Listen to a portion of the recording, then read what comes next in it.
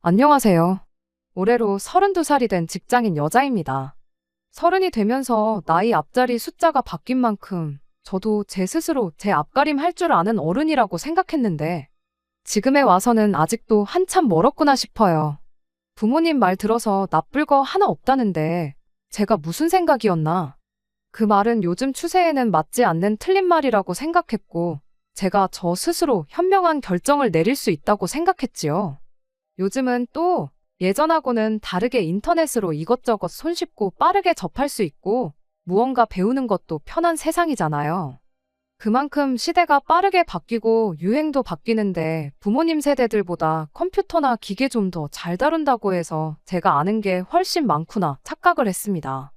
여지껏 살아온 세월 동안 축적된 경험과 지식을 여지껏 저는 어른들 말을 조금이나마 잘 듣게 만들려고 누가 지어낸 그런 소리라고만 생각했습니다. 겸손을 몰랐던 저희 잘못이고 사실 이렇게 된 데에 있어서 제 잘못이 가장 크다는 생각이 드네요. 제가 지금 회사에 취직을 하기 전 인턴으로 잠깐 일을 했던 적이 있습니다. 남편은 그때 처음 알게 되었고요.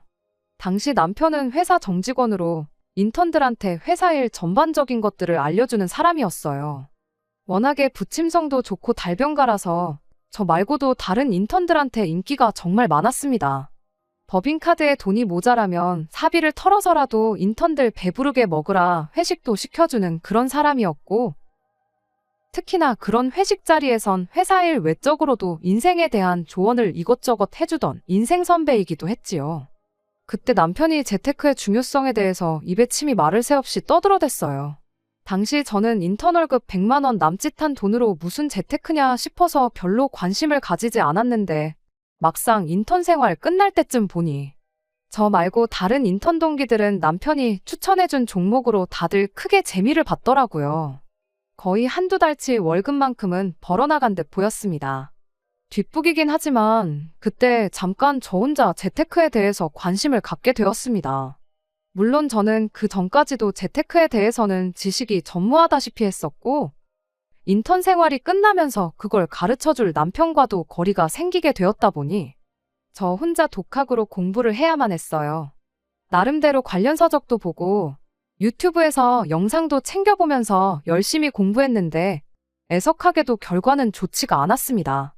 인턴하면서 벌은 돈을 땡전 한 푼도 쓰지 않고 모아놓은 상태였는데 그 돈의 절반을 날려버리게 되었지요. 이것도 다 사회생활하면서 배운 인생의 교훈이라 생각하기로 했고 확실한 정보가 없는 곳에는 남들 투자한다고 해서 무작정 따라서 투자하면 안 된다는 걸 배운 것 같아요. 그나마 인턴하면서 복사기 다루는 법 말고 배운 게 하나 정도는 남았다. 그런 값진 교훈으로 생각하기로 했습니다.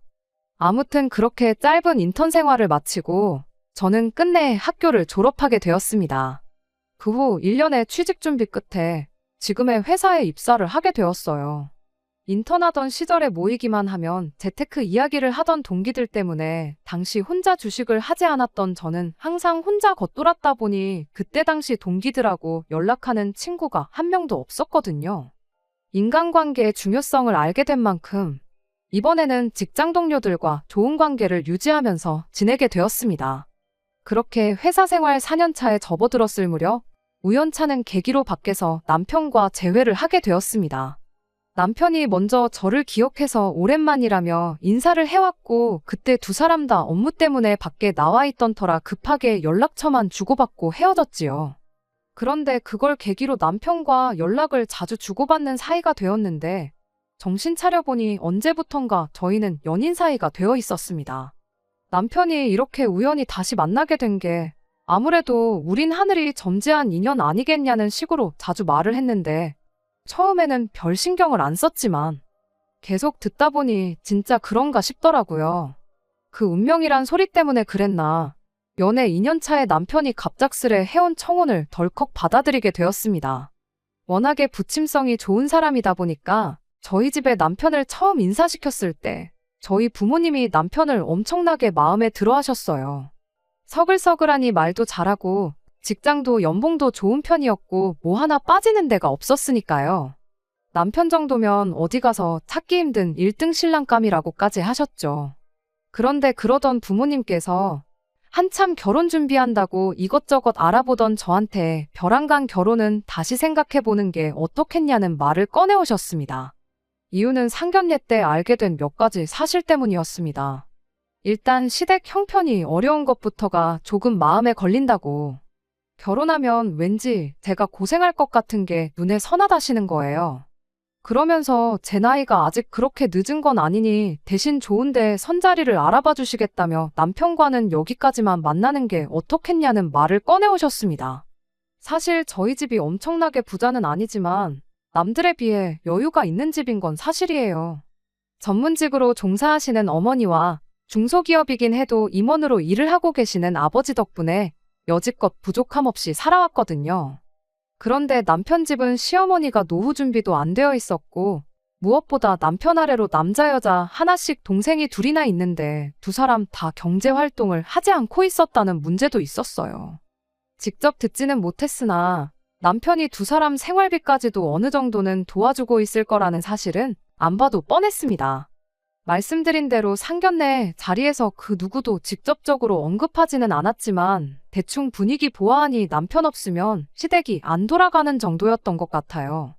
물론 직접적인 이야기가 안 나왔다 보니 전부 저희 부모님의 정황만 가지고 했던 예상일 뿐이었어요. 그러니 제 입장에서는 그런 예상을 가지고 갑자기 결혼을 뒤집어 엎으라는 거냐고 부모님께 불만을 표현할 법도 했죠. 게다가 선자리 알아봐 주신다는 것도 솔직히 마음에 안 들었어요. 그때까지만 해도 저한테 맞선이라는 건 홍기 놓친 자식들을 부모님들끼리 합의하에 억지로 결혼시키는 거라고 생각을 했었거든요. 아버지 회사 인맥으로 소개시켜 주신다고 하니 저나 저희 아버지가 뭐 대단한 사람인 건 아니지만서도 괜히 사랑 없이 정략 결혼을 하는 건가 하는 느낌도 있었고요.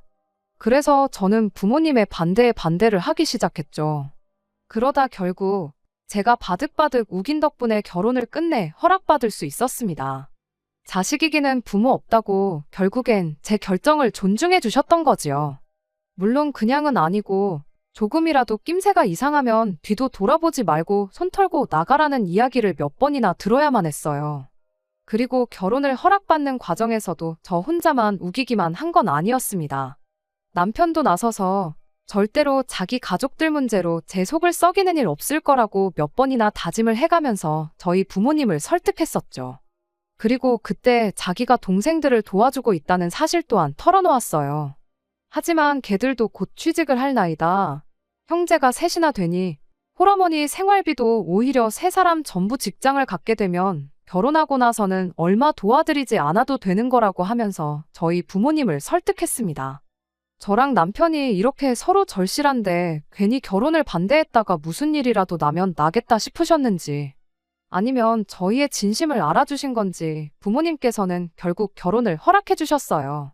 대신 저한테도 말했던 것처럼 남편한테도 다른 건 몰라도 가족 일로 우리 딸 마음고생 시키면 그땐 당장 이혼시키겠다고 한마디 하셨고요. 제가 다른 사람들보다 월급을 잘 모은 건 사실이었지만 직장생활 5년 남짓 한 걸로 모아봐야 얼마나 모았겠나요. 재테크 노래를 부르던 남편 또한 돈을 굴리는 재주에 비해 집안 상황 때문에 목돈을 굴릴 만한 종잣돈이 하나도 없었나 봐요. 막상 모아놓은 걸 까보니 얼마 되지가 않더라고요. 하지만 없는 형편에 결혼한 것 치고 저희는 부족함 없는 신혼생활을 보낼 수 있었습니다. 당연한 이야기겠지만 친정부모님의 도움이 엄청 컸지요. 경제적으로 힘든 남편을 대신해 저희 부모님께서 저희 결혼할 때 신혼집과 혼수를 전부 해주셨거든요. 제가 다른 사람들보다 돈을 훨씬 잘 모아놓을 수 있었던 것도 사실 그런 저희 부모님의 경제적인 서포트 때문에 가능한 일이었어요. 직장 다니면서 월급을 벌고는 있었지만 따로 부모님께 받아 쓰던 용돈도 있었거든요. 그 덕에 월급은 고스란히 저축을 할 수 있는 상황이었어요. 신혼집과 혼수를 친정에서 다 해주신 만큼 결혼식에 관련된 비용은 전부 남편이 했습니다. 시댁이 3시간 거리에 있는 지방에 있어서 서울까지 부를 사람이 많이 없다는 이유로 결혼식 자체는 조촐하게 했어요. 저희 부모님의 직업적인 특성상 안 그래도 하객 수가 거의 300명에 육박할 것 같았는데 시댁 쪽에서는 남편 직장 동료들을 합쳐도 50명이 될까 말까 했거든요. 괜히 그것 때문에 남편이 주눅들게 하고 싶지도 않았고, 저희 부모님께서도 그 부분에 대해서는 동감을 하셨기에, 결혼식은 그냥 서울 근교에 있는 분위기 좋은 곳에서 정말 가까운 사람들만 초대해 조촐하지만 알찬 결혼식을 올렸습니다. 아무튼 그렇게 저희는 신혼생활을 시작했어요. 처음에는 제가 모아놓은 돈을 가지고 차를 한 대 뽑을까 했었죠. 저희 집에서 집도 혼수도 다 해주셨는데 차까지 해달라고 하긴 뭐했고, 남편이 모아놓은 돈으로는 결혼식 비용을 내고 나니 솔직히 남는 게 거의 없기도 했거든요. 마침 그때쯤 국내에서 출시된 프리미엄급 라인의 차가 인기가 워낙 많았던 데다가 제가 모아놓은 돈이 딱 그 차 가격 정도 되었기에 그 차를 뽑아서 타고 다니면 좋겠다 싶었지요. 어차피 결혼했으니 나중 생각해도 차 한 대쯤은 당연히 있어도 되는 거 아닌가 하는 생각이었거든요. 그런데 남편이 우리 형편에 지금 차를 뽑자는 소리가 나오냐며 그 돈은 그냥 쓰지 말고 아껴두자는 말을 꺼내왔습니다. 집도 혼수도 다 장인 장모님이 해주셨지만 이걸 나는 그냥 받았다고 생각하지 않는다고. 언젠가 내가 경제적으로 더 성공해서 집 해주신 거며 그동안 우리한테 베풀어 주신 거 꼭 2배로 갚아드리고 싶다면서 그러기 위해선 지금부터 최대한 아끼고 모아 종잣돈을 만들어 돈을 굴리는 게 맞다는 이야기를 꺼내왔습니다. 그때 당시만 해도 집이며 가정가구며 필요한 거 다 해결되었다고 남은 돈 전부 다 써버릴 생각부터 했던 제가 다 부끄러웠어요.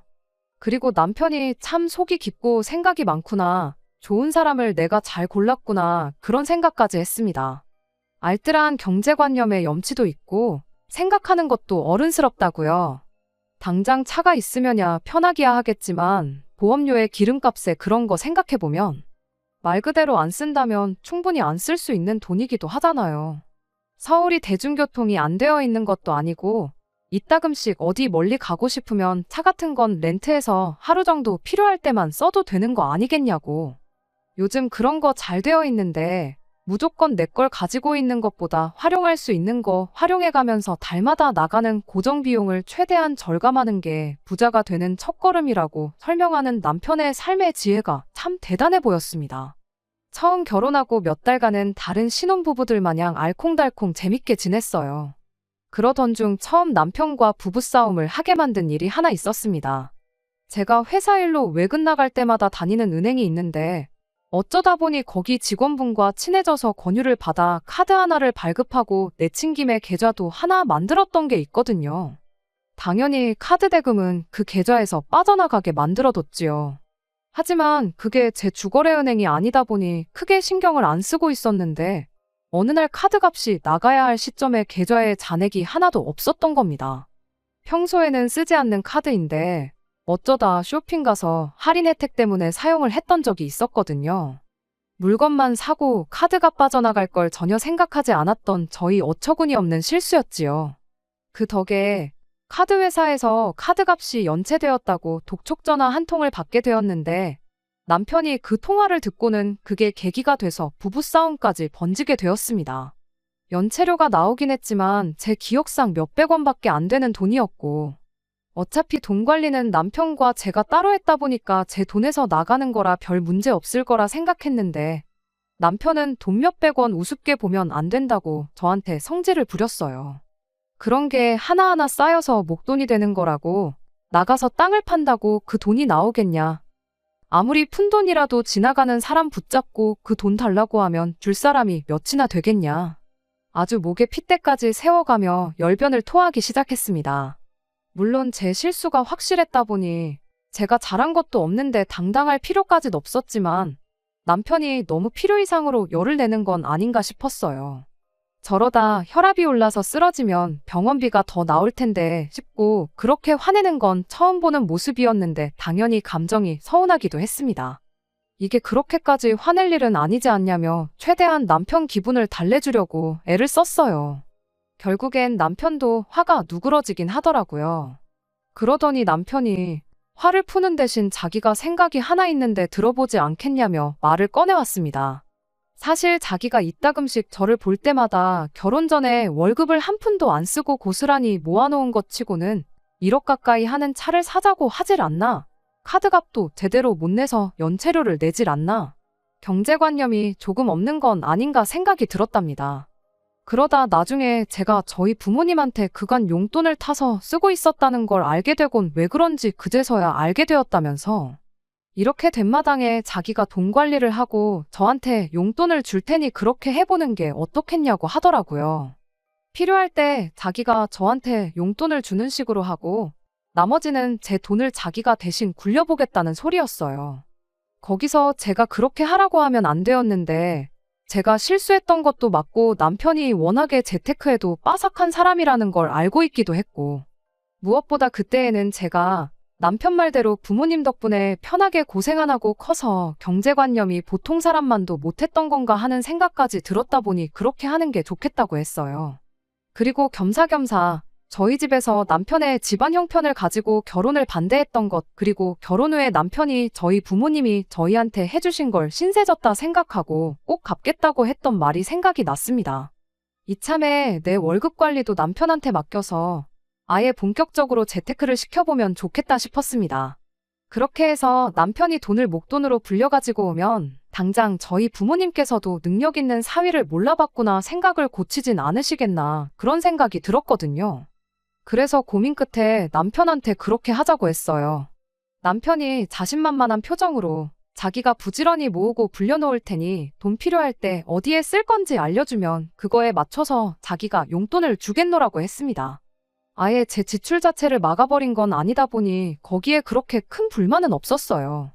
그렇게 제 인생 최대의 실수를 범하게 되었던 거죠. 남편한테 경제권을 넘겨버린 건 말이에요. 월급 받으면 어디 따로 크게 돈 빠져나갈 일 없이 모으는 대로 다 저희 돈이었고 두 사람 월급만 해도 합치면 한 달에 800만 원 가까이 되는 거금이었다 보니 남편이 알아서 목돈 만들어서 굴려만 주면 언젠간 꼭 저희 부모님께 인정받을 날이 오겠다 하는 기대를 가졌던 겁니다. 그렇게 남편에게 경제권을 맡기고 난 뒤 얼마 지나지 않아 남편이 왜 우리 집은 아직도 장인어른 명의로 되어 있느냐는 질문을 해왔습니다. 우리가 하루 이틀 살 집도 아니고 길게는 앞으로 몇 년을 더 살게 될 집이지 않냐고요. 그러면서 저희 아버지 앞으로 나갈 세금 걱정을 해주더라고요. 집값이 1,000원이라도 쌀 때 우리 명의로 돌려주는 편이 증여세니 상속세니 그런 게 확 줄어드는 걸 모르고 계신 건 아니냐면서요. 그러면서 한번 장인어른이랑 제대로 상의를 해보라고 하더군요. 저는 또 그 말에 넘어가서 그 길로 당장 아버지한테 연락해서 집은 언제쯤 우리 명의로 해주실 생각이시냐 물어봤습니다. 하지만 아버지께서는 뭐 하나 속 시원하게 대답을 해주시지 않으셨어요. 세금 문제는 당신이 내는 거고 당신 알아서 할 문제니 니들이 신경 쓸 필요 없다면서요. 왜냐고 제가 몇 번을 물어봤지만 아버지께서는 그저 신경 끄라 말하고 대답을 피하셨을 뿐이었습니다. 그렇게 저희 집은 아버지 명의로 계속 남아있게 되어서요. 결혼할 때 마냥 제가 바득바득 우겨가지고 저희들 명의로 돌려놓았다면 정말이지 이혼해버린 지금도 상상조차 하기 싫네요. 아무튼 이 사실을 남편한테 말하니 남편이 그래도 한번 다시 생각은 해보시는 게 좋을 텐데 하고는 아쉬워했어요. 하지만 아버지께서 신경 쓰지 말라고 하셨는데 거기다 대고 바꿔달라고 우길 수도 없는 노릇이지 않냐고 말했더니 이내 알겠다고 하고는 장인어른이 알아서 하신다니 자기는 신경 안 쓰겠다 하고 순순히 포기를 했습니다. 그 뒤로 시간이 지나 결혼한 지도 어느덧 2년이라는 세월이 흘렀습니다. 저희는 언제나처럼 사이가 좋았고 친정 부모님께 진 신세를 갚기 위해서 여유로운 형편에도 불구하고 누구보다 아끼고 노력하면서 열심히 살고 있었어요. 서로 맡은 바 자기 자리에서 할 일을 그대로 하고 있었는데 달라진 게 하나 있었으니 그게 시댁이었습니다. 사실 결혼하고 여지껏 시댁하고는 왕래가 한 번도 없었거든요. 무엇보다 저희가 차도 없고 그런 상황이다 보니 3시간 거리에 떨어져 사는 시댁에 오며 가며 하는 게 힘들었던 게 가장 큰 이유였어요. 시댁에 하는 안부 전화도 남편이 알아서 다 했었다 보니 제가 딱히 시댁에 연락을 할 일도 없었습니다. 그런데 올해 초 갑작스럽게 시어머니가 저한테 연락을 해왔어요. 시어머니가 갑자기 며느리한테 연락을 한 게 좋은 신호는 아니었습니다. 처음 전화한 날에 저한테 했던 말이 너는 며느리가 돼서 시어머니한테 어찌 전화 한 통 먼저 하는 법이 없냐는 잔소리였거든요. 솔직히 남편이 알아서 하고 있었다고 해도 전화하는 게 돈이 드는 것도 아니고 힘든 일도 아닌데 이따금씩이라도 제가 먼저 전화를 드렸어야 하는 게 맞죠. 말씀드렸다시피 시댁에 관한 일은 전부 남편이 알아서 했었어요. 결혼하고 나서 남편이 시댁에 매달 50만 원씩 용돈을 보내드리기로 했었는데 그거 말고도 사실 동생들 취직할 때까지 어느 정도 생활비를 더 줘야겠다고 액수를 100만 원으로 보내주고 있었거든요. 그리고 시어머니한테서 저에게 전화를 처음 걸어왔을 때까지도 남편의 동생들은 여전히 그렇다 할 직장을 구하지 못한 상태였습니다. 그렇다 보니 남편이 나름 눈치가 보였던 걸까? 제가 시댁에 전화하는 걸 자기 가족들한테 눈치를 주는 거라 생각했는지 시댁에 하는 연락은 자기가 알아서 할 테니 저보고는 딱히 할 필요 없다는 식이었었어요. 그간 남편이 못하게 해서 연락을 못 드렸다고 하기는 뭐해서 알겠다고 대답했습니다. 처음엔 이런 시어머니 때문에 당황스럽긴 했는데 그래도 곰곰이 생각해보니 남편이 저희 친정에 하는 만큼 내가 시댁에 뭐 하나 잘한 게 있나 하는 생각이 들고 나름 반성까지 했어요. 저도 남편이 하는 만큼은 해야 하는 거 아닌가 싶어서 조만간 한번 찾아뵙겠다 대답하고 전화를 끊었습니다. 그리고 그날 저녁 퇴근해서 집에 돌아온 남편에게 어머님과 이런 일이 있었다 말하고 조만간 날 잡아 시댁에 한번 다녀오자는 말을 꺼냈어요. 명절 때도 돈만 보내고 말았지 전혀 왕래를 안 했으니 시어머니가 저희들 보고 싶어서 투정 부리시는 것 아니시겠냐고요. 그런데 남편은 시댁엔 뭐 하러 가냐며 갈 필요 하나도 없다고 딱 잘라 거절을 하더라고요. 다른 것도 아니고 부모님 찾아뵙는다는데 저럴 필요까지 있나 싶었는데 남편이 말하길 우리 차도 없는데 거기까지 어떻게 가냐. 차 하루 빌리는 데만 해도 돈이 얼마나 들어가고 돌려줄 때도 기름 채워서 돌려줘야 하는데 거기서 또 돈이 나간다고. 거기에 괜히 시골길 잘못 달렸다가 돌이라도 튀어서 차에 흠집이라도 나면 그건 수리비대로 또 물어줘야 한다고. 어떻게든 시댁에 안 가겠다고 발악을 하더라고요. 그간 가족들 생활비를 챙겨줄 만큼 가족에게 정성이던 남편치고 시댁 하자고 하는데 저렇게 거부 반응까지 보이는 게 어딘가 찜찜하긴 했어요. 그때는 그저 저희가 여전히 친정에는 경제적 지원을 받으면서 시댁에는 경제적인 지원을 해주고 있었으니 괜히 자격지심 때문에 저러는 건가 그런 생각도 들었죠. 그래서 그럴 게 아니고 내가 지금 이 상황에 대해 아무런 불만을 가지고 있지 않다고 남편을 이해시켜주는 게 더 낫겠다 싶어서 안 간다는 남편 억지로 끌고 시댁에 다녀오기로 했습니다. 어차피 어머님한테 조만간 찾아뵙겠다고 말했다고 당신 안 가면 나 혼자라도 다녀오겠다 했더니 순순히 따라오더라고요. 그렇게 몇 주 지나지 않아 시댁을 다녀왔어요. 남편이 하도 렌트카 가지고 배보다 배꼽이 더 클 수도 있다고 난리치던 게 생각나서 저희 아버지 차를 빌려서 다녀왔습니다. 그런데 시댁에 도착하고 나니까 지난 2년간 뭐가 달라져도 엄청 달라졌다는 게 눈에 딱 보이더라고요. 시댁이 평범한 시골에 있는 주택이었는데 허름한 외관은 그대로였지만 실내가 아예 다른 집이 되어 있었어요. 마당이 보이는 샤시도 테두리가 삐까번쩍한 게 새 것으로 교체한 것처럼 보였고요. 집안에는 도배랑 장판은 물론이고 화장실 부엌 타일이며 수전의 변기까지 전부 새 것으로 바뀌어 있었습니다. 오히려 저희 집보다 더 신혼집에 가깝다고 해도 무방할 만큼 깔끔했지요. 누가 봐도 오래 써서 낡을 만큼 낡았고 가전제품 박물관에서나 볼 법한 오래된 가전들도 전부 싹 최신 기종으로 바뀌어 있던 데다가 방마다 벽걸이 에어컨이 하나씩 달려 있었어요. 물론 시댁이 계속 허름하게 살아야 한다는 법은 없지만 이건 뭐 한눈에 봐도 환골탈태라고 할 만큼 달라져 있다 보니 그때부터는 놀랍다기보다 뭔가 쎄한 느낌이 들기 시작했어요. 결혼하고 나서 남편이 시댁에 보내주던 돈이 100만 원이었어요. 많은 돈이긴 하지만 결혼 전에 드리던 액수랑 비교해보면 오히려 푼돈에 불과하다고 할 만큼 액수가 많이 줄어드는 상황이었습니다. 게다가 저희 결혼한 지 고작 2년 지났는데 인테리어에 가전가구까지 바꾸기엔 그간 달마다 100만 원씩 드린 걸로 바꿨다고 하기엔 불가능에 가까운 변화였으니 이게 무슨 일인가 하는 생각이 들기 시작했어요. 그런데 그러던 와중에 밖에서 부르릉 소리가 나더라고요. 뭔가 하고 봤더니 시동생이 마당에 주차를 하는 소리였습니다. 딱 봐도 연식이 좀 돼 보이는 중고차이긴 했지만 아주 유명한 외제차 브랜드였고 차 크기도 저희 아버지 차보다 커다란 게 못해도 돈 1,000만 원은 넘게 줬겠구나 싶었습니다. 남매끼리 어딜 다녀온 건지 조수석에서 신우도 같이 내렸는데 신우는 위아래로 쫙 빼입고는 명품 가방까지 떡하니 들고 내리더라고요.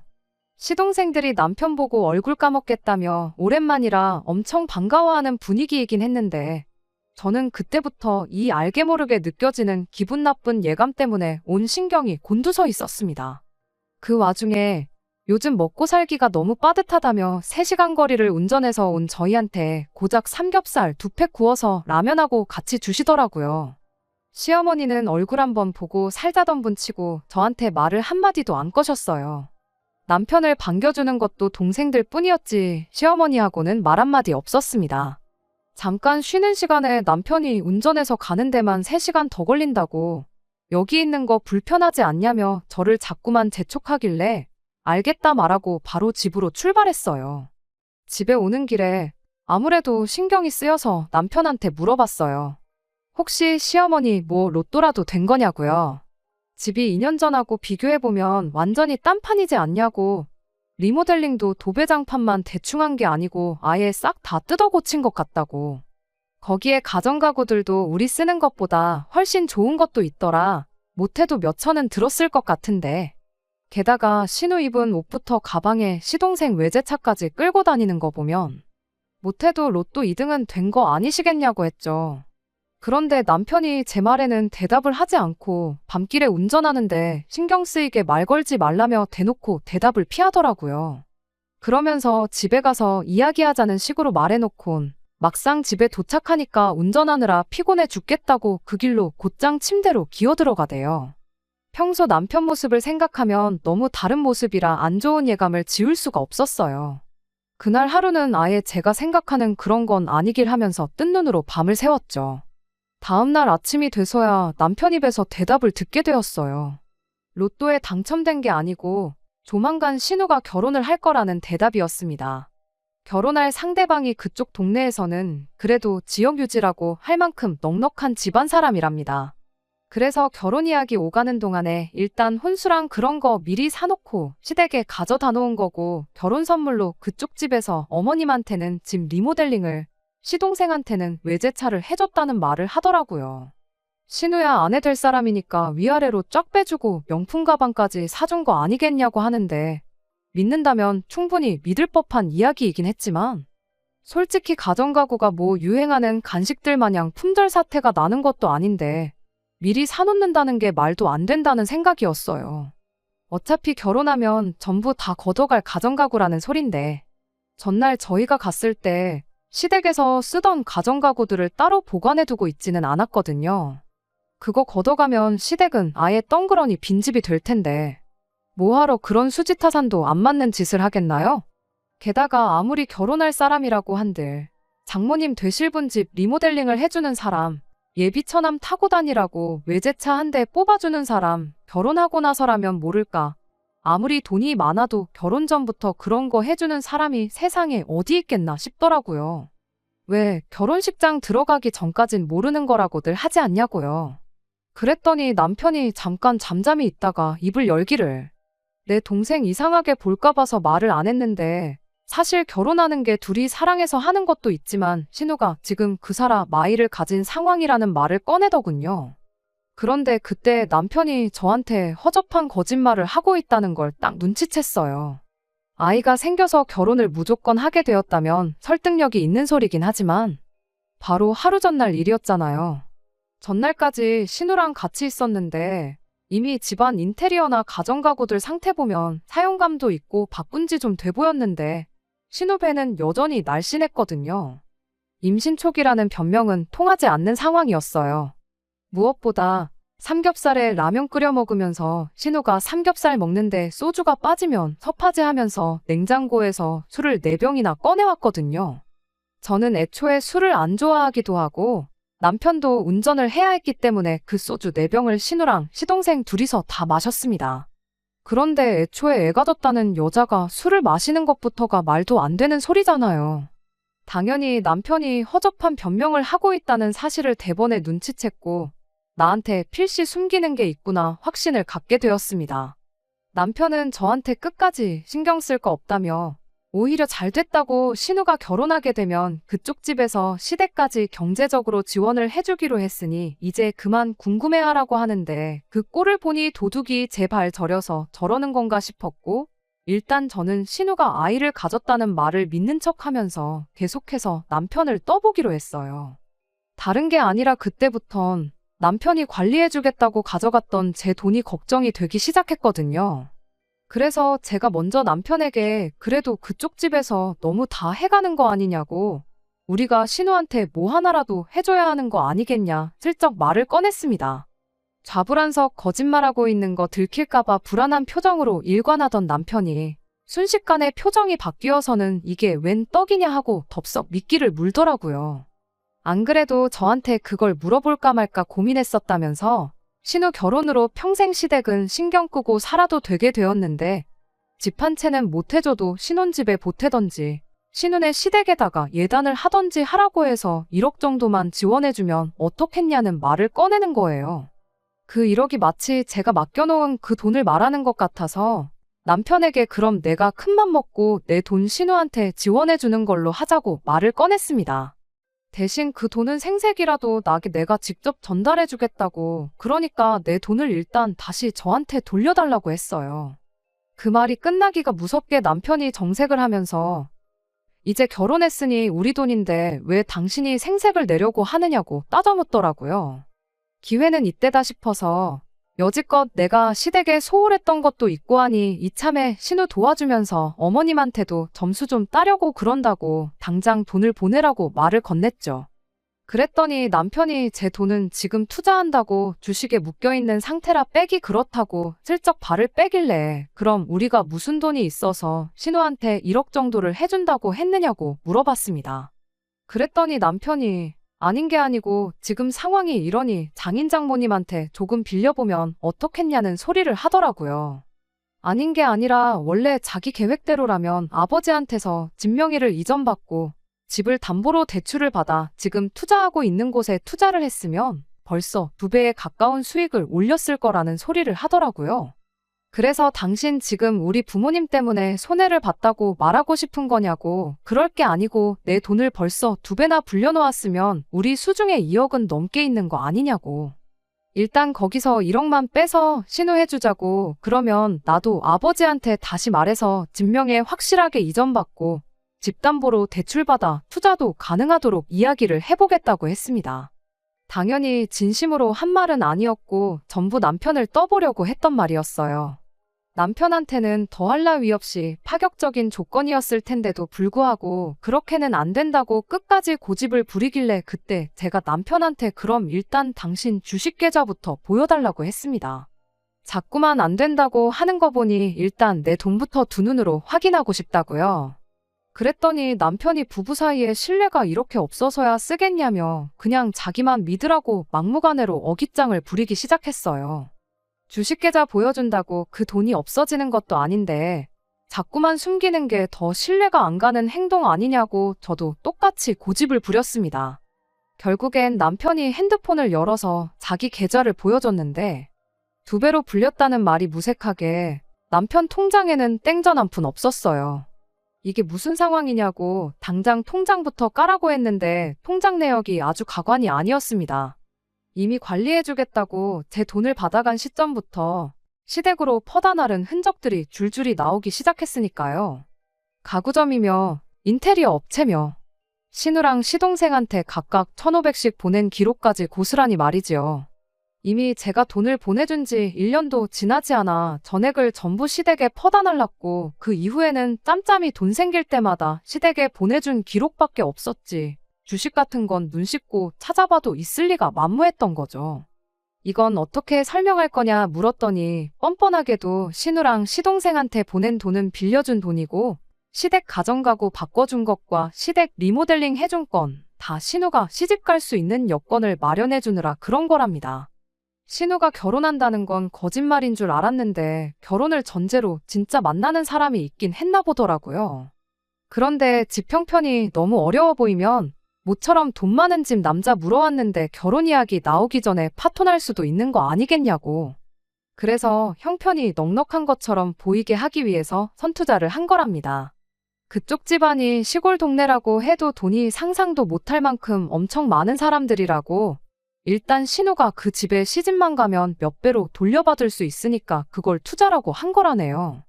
아무리 돈이 많다고 한들 세상에 시집갔다고 2억을 시댁에, 그것도 자기 처형한테 그냥 주는 사람이 세상에 어디 있겠냐고 했더니 남편이 한다는 소리가 장인 장모님도 우리 결혼한다고 집이랑 혼수까지 다 해주시지 않으셨냐고.